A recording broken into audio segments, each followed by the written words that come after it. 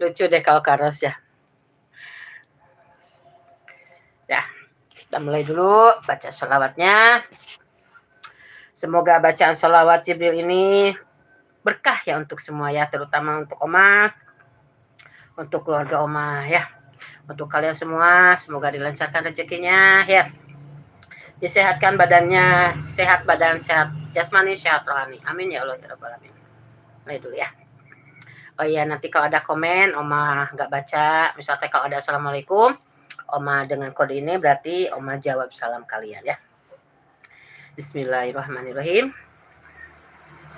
Sallallahu ala Muhammad,